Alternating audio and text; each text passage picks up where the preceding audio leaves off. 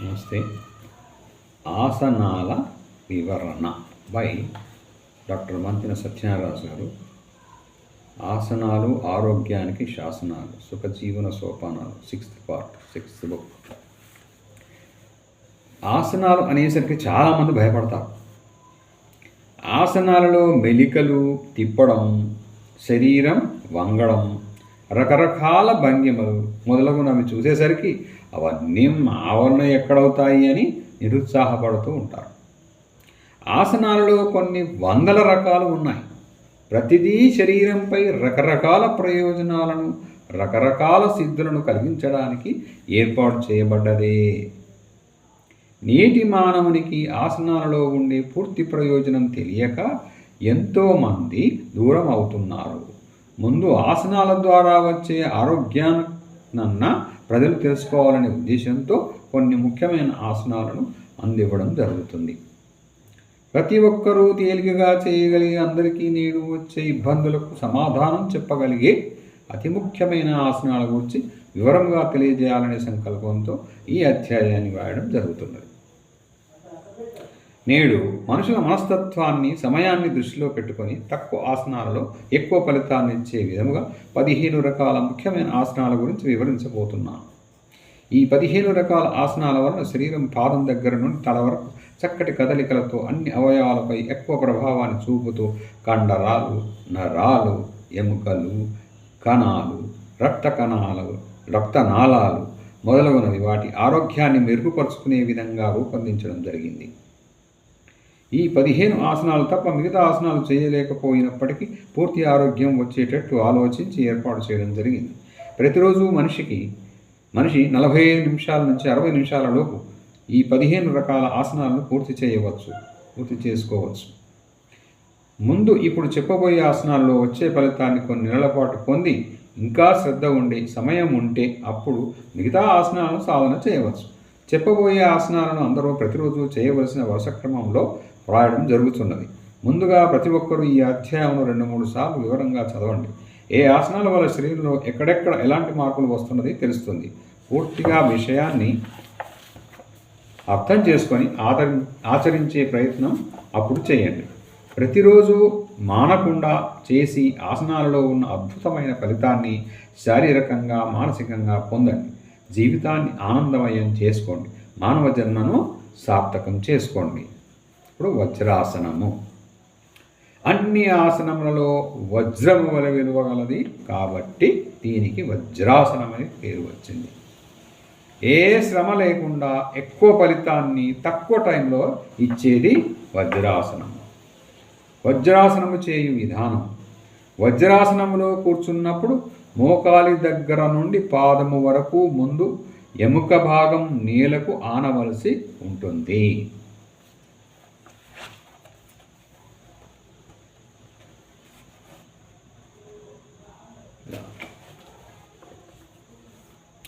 ఆ భాగంలో కండ లేకుండా ఎముకే పైకి తగులుతూ ఉంటుంది.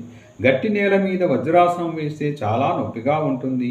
ఎక్కువసేపు కూర్చోలేరు.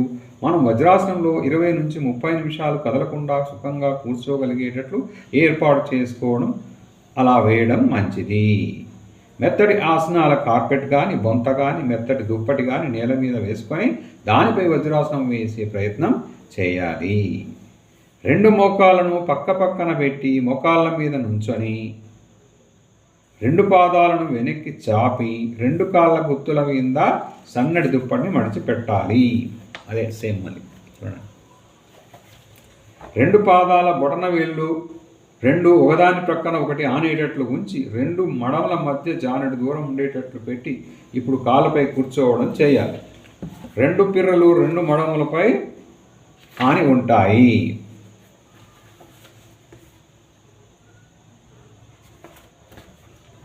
చేతులను అలా కాళ్ళ మీదకు పెట్టి నడుమును 90 డిగ్రీలు ఉండేటట్లు నిటారుగా పెట్టి కూర్చోవాలి. వజ్రాసనంలో ఎంతసేపు కూర్చుంటే అంతసేపు అలా వంగకుండా స్తంభంలాగా ఉండవలసిందే.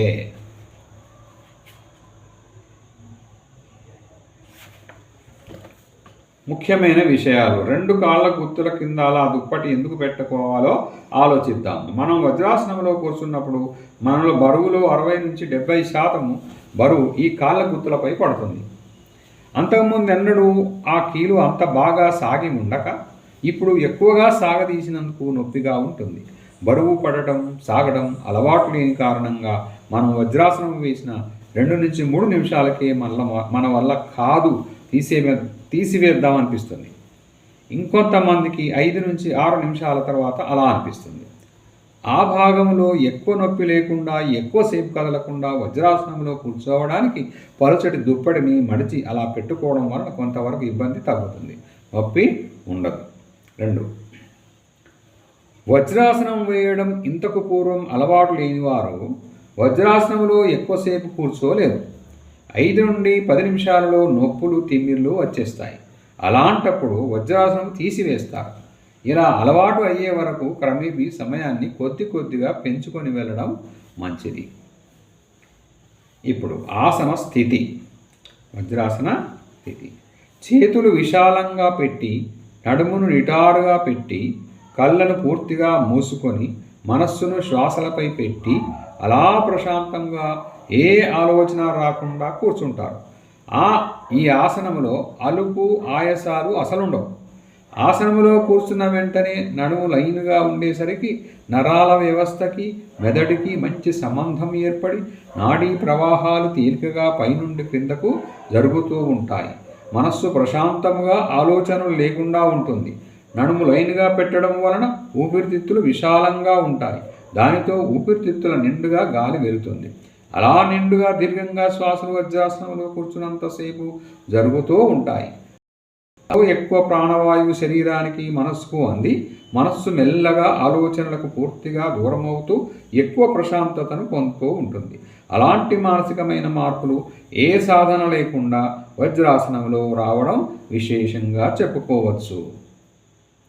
వజ్రాసనంలో ఉన్నంతసేపు ఎక్కువ ప్రాణవాయువు శరీరాన్ని చేరుతుంది కాబట్టి శరీరానికి ఎక్కడ లేని శక్తి ఆసనంలో ఉన్నంతసేపు అనిపిస్తూ మనకున్న నీరసాలు పూర్తిగా పోతాయి. కాళ్ళకు ఇబ్బంది లేకుండా అలా కూర్చోగలిగినంత వరకు వజ్రాసనం తీయకుండా అలానే ప్రయత్నిస్తారు. వజ్రాసనంలో కూర్చున్నప్పుడు మళ్ళీ సాధిస్తున్నాం. వజ్రాసనంలో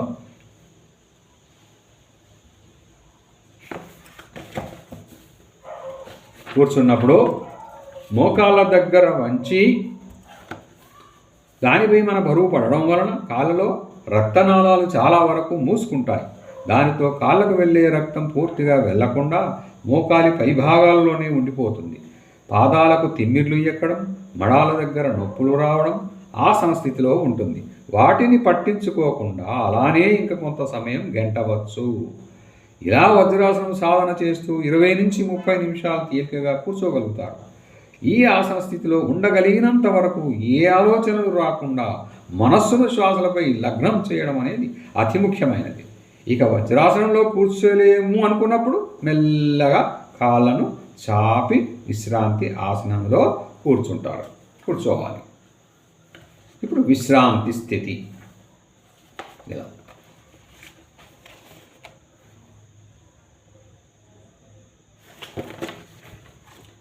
వజ్రాసనం నుండి కాళ్ళను బాగా చాపి వాటిని ఫ్రీగా పక్కలకు వేయాలి. చేతులను వెనుక భాగానికి పెట్టుకోవాలి. మెడను వెనక్కి వాల్చేయాలి. దానితో పూర్తి శరీరం ఫ్రీగా ఉంటుంది. ఈ విశ్రాంతి స్థితిలో మనస్సును శ్వాసలపై పెట్టి అలా ప్రశాంతంగా ఉండే ప్రయత్నం చేస్తాము. కాళ్ళను చాపిన దగ్గర నుండి తిమ్మిర్ల బాధ మనస్సును కుదురుగా ఉండనివ్వదు. కాళ్ళు బాగా లాగుతూ ఉంటాయి. అది ఏమీ చేయలేని బాధ.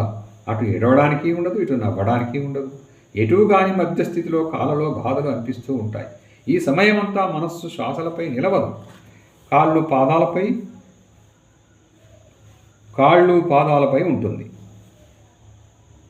ఈ సమయమంతా మనస్సు శ్వాసలపై నిలవదు, కాళ్ళు పాదాలపై ఉంటుంది.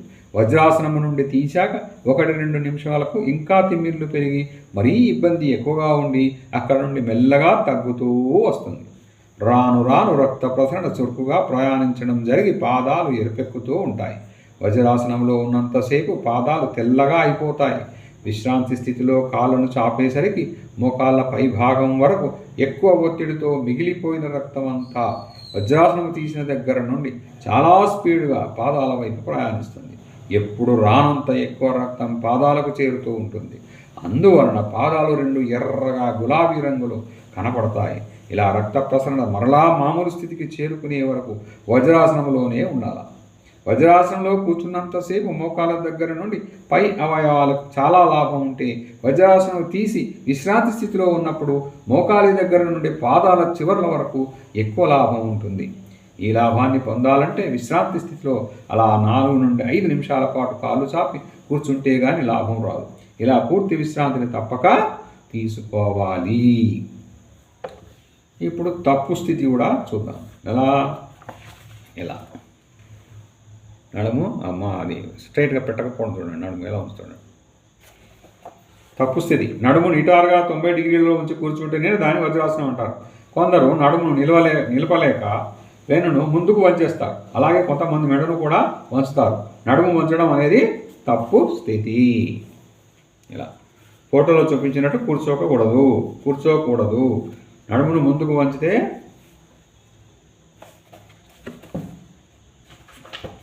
వ్యాకోచించి అలానే ఉండిపోతుంది. దానితో ఊపిరితిత్తులు సగభాగం మూసుకుంటాయి. ప్రాణవాయువు సరిగా ఎక్కదు. శ్వాసలు పెరిగిపోతాయి. నడుమును వంచితే మెదడు నరాలకు మధ్య సంబంధం సాఫీగా ఉండదు. శ్వాసాల సంఖ్య పెరుగుతుంది. దానితో మనస్సు ప్రశాంతంగా ఉండదు. ఇలా ఏ లాభానికి వజ్రాసనం నోచుకోదు. కాబట్టి ఎప్పుడూ వజ్రాసనంలో కూర్చున్నా నడుమును ఏమాత్రం ముందుకు వంచకుండా అలా కూర్చోగలిగినంతసేపటి వరకు అలానే కూర్చోవాలి. నడుము నొప్పిగా ఉంటే ఆసనాన్ని తీసివేయాలే తప్ప అందులో వంగకూడదు. మరి వజ్రాసనం వల్ల లాభాలేంటి? లాభాలు: 1. ప్రాణాయామం చేయాలంటే వజ్రాసనం బాగా సహకరిస్తుంది. నడుము నిటారుగా ఉండబట్టి గాలిని బాగా పీల్చడానికి, గాలిని బాగా వదలడానికి చక్కటి అవకాశం కలుగుతుంది.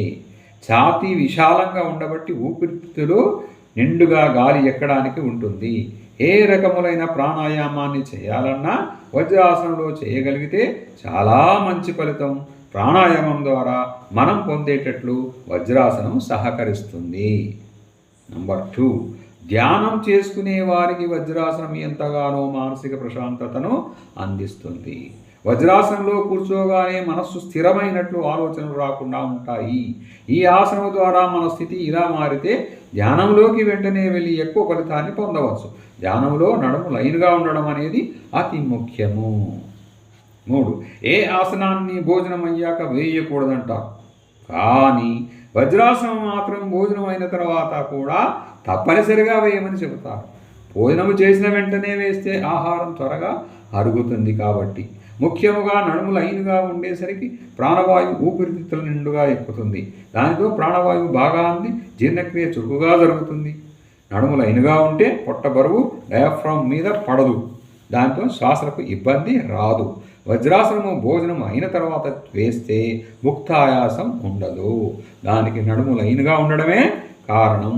వజ్రాసనంలో కూర్చుంటే ప్రేగులు, పొట్టలో ఉండే గ్యాసెస్ అవి తేలికగా బయటకు వచ్చి పొట్టలో బరువు అనిపించదు. 4. వజ్రాసనమును దేవుడి దగ్గర ఆలయాలలో పూజల దగ్గర భోజనం చేసేటప్పుడు ఖాళీగా ఉన్నప్పుడు వేసి కూర్చోవచ్చు. మనస్సు ఆ పనులకు బాగా సహకరిస్తుంది.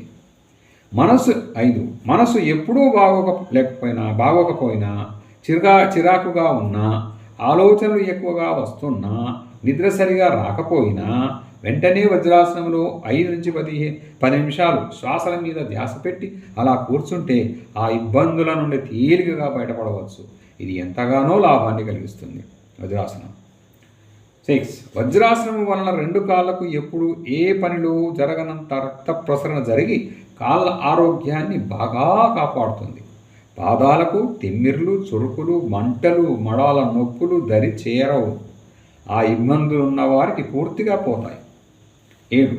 మోకాళ్ళ నొప్పులు లేని వారు దీనిని రోజు వేస్తూ ఉంటే కీళ్ళు మన స్వాధీనంలో ఉండి ఆ సందులు బాగా సాగి మోకాళ్ళ ఇబ్బంది జీవితంలో రాకుండా చేసుకోవచ్చు. 8. ఆకలి బాగా పెరుగుతుంది. అజీర్ణ వ్యాధులను తగ్గించడానికి ప్రతిరోజు 2 పూటలా వజ్రాసనం వేస్తే మంచి ఫలితం కనబడుతుంది. 9. పొట్ట ఉబ్బరం, గ్యాసు పట్టడం, పొట్ట బరువు మొదలగు ఇబ్బందులు ఉన్నప్పుడు 10 నిమిషాలు వజ్రాసనంలో కూర్చుంటే వెంటనే గ్యాసు త్రేంపుల ద్వారా బయటకు పోయి పొట్టకు ఉపశమనాన్ని కలిగిస్తుంది. 10. నడుము నొప్పులు కొద్దిగా ఉన్నవారు ఎప్పుడూ కింద కూర్చోవలసి వచ్చినప్పుడు మామూలుగా బాసింపట్టు వేసి కూర్చుంటే ఆ నొప్పులు ఇంకా పెరుగుతాయి. అలా కింద కూర్చోవలసి వచ్చినప్పుడు వజ్రాసనం వేసి కూర్చుంటే నడుము నొప్పులు పెరగవు, ఏ ఇబ్బంది రాదు. గమనిక. ఆసనాలతో పాటు ఈ వజ్రాసనాన్ని ప్రత్యేకంగా వేయనవసరం లేదు. దీనిని ప్రాణాయామం చేసేటప్పుడు, ధ్యానం చేసేటప్పుడు, ఖాళీగా ఉన్నప్పుడు, భోజనం చేసిన తర్వాత వేయడం వలన సమయం కలిసి వస్తుంది, లాభానికి లాభంగా కూడా ఉంటుంది. ఆసనాల ముందు ప్రాణాయామం చేసినప్పుడు వేస్తే సరిపోతుంది. మోకాళ్ళ నొప్పులు బాగా ఎక్కువగా ఉన్నవారు వజ్రాసనంను వేయరాదు. నొప్పులు బాగా ఎక్కువగా ఉన్నవారు, మోకాళ్ళ నొప్పులు బాగా ఎక్కువగా ఉన్నవారు వజ్రాసనమును వేయరాదు. వజ్రాసనాన్ని తీసివేస్తే ప్రయోజనము రాదు. అలా 5 నుంచి 10 నిమిషాల అంతకంటే ఎక్కువ సమయం ఉండేటట్లు ప్రయత్నించాలి. వజ్రాసనం ఇది. నెక్స్ట్ మత్స్యాసనం నెక్స్ట్ క్లాస్లో చూద్దాం. Okay, thank you.